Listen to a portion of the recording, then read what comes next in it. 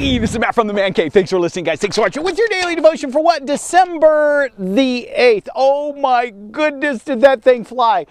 You're like, Matt, you're regressing. I know. Hey, listen, guys. Hey, can I ask you a question? You're like, yeah, man, ask me a question. Have you ever been in trouble? Did I ever tell you when I was a kid I was always in trouble? I mean, I was always in trouble. That's our verse today, and it's bringing back some rough memories, you know what I'm saying? Because I was always calling out to people to help me to get out of trouble, which I deserve to be in because I did the trouble.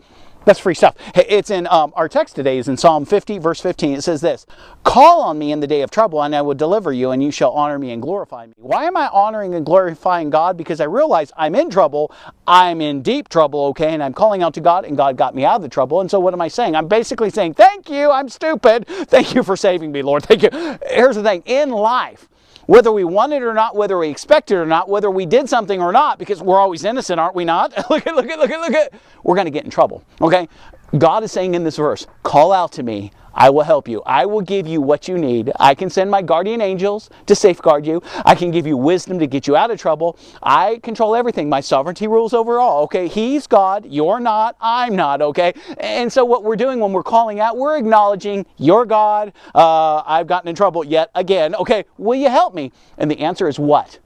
It's always yes. God is in heaven waiting for the call. Have you ever, you said you were going to call someone and you're just waiting and you're waiting, or let's say you're dating and you're playing hard to get and you're waiting for that person to call because you don't want to call and seem desperate. You know what I'm saying? Hey, Jennifer, I was just wondering, I never got your call for the last 2 weeks. I was wondering, are we still on for Thursday? You know what I'm saying? Okay. God is in heaven waiting for you to speak to Him. He's waiting for you to speak to Him. He's waiting for you to call to Him. He's ready to answer that call. Will you make the phone call?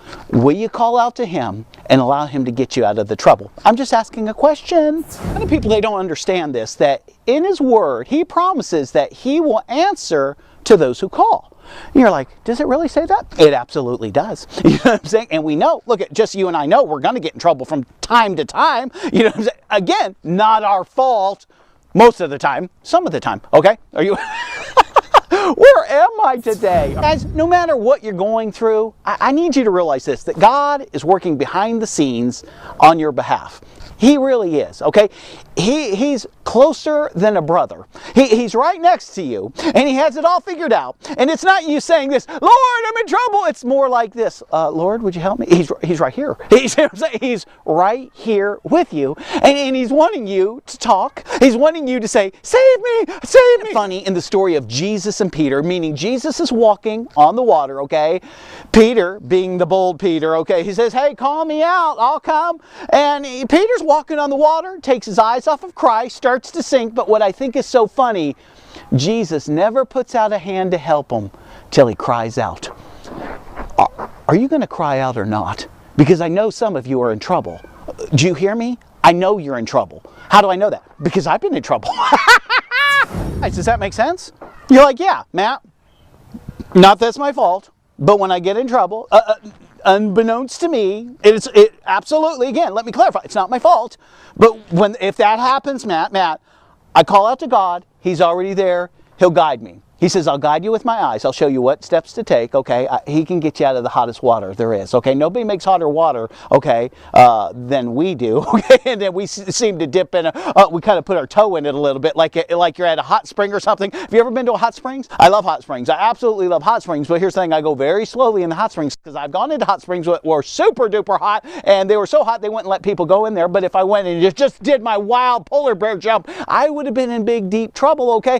No, sometimes we get in such hot water, okay? God's there, so you understand that point, okay? And again, I know it's none of your own fault that you got in trouble. Okay, you know what I'm saying? Those stupid credit cards. I mean, I remember being there at that restaurant, and and I remember signing the tip, but I didn't know when that bill was coming. It was going to be between paydays. I just didn't know that. Okay, so let's move on. What does the text tell us next? Listen to very carefully. Call on me in the day of trouble. I will deliver you. That's not, I may deliver you, but sometimes I'll deliver you. After you've learned your lesson, I'll deliver you. No, God's saying, I will deliver you. You calling out is enough.